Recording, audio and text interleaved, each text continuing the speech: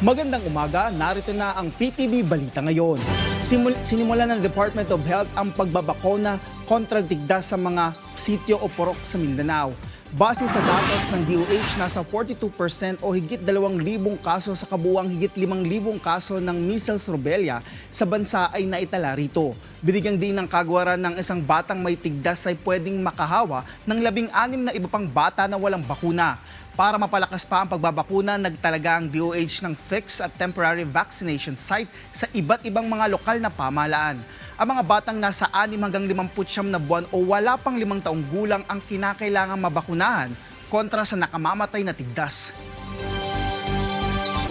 Sa ibang balita, nagtungo sa Quezon City Jail ang 3 Associate Justices ng Sandigan Bayan 3rd Division para makita ng personal ang kasalukuyang kalagayan ng kulungan. Ito'y sa pangunan ni Associate Justice Carl Miranda na siyang chairperson ng 3rd Division. Kasama sina Associate Justices Ronald Moreno at Hans Chester Nocom. Una nilang pinuntahan ng male dormitory kung saan kasalukuyang nananatili si dating Senador Bong Revilla.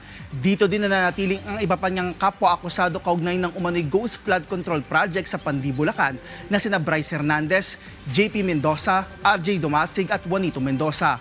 Ang 3rd Division ng Sandigan Bayan ang humahawak sa non-bailable na kasong malversation ni Revilla. Matapos ito, kanila ring in-inspection ng female dormitory ng Quezon City Jail. At yan ang mga balita sa oras na ito. Para sa iba pang updates, i-follow at like kami sa aming Facebook at X at PTVPH. Ako si Rod Lagusad para sa Pambansang TV sa Bagong Pilipinas.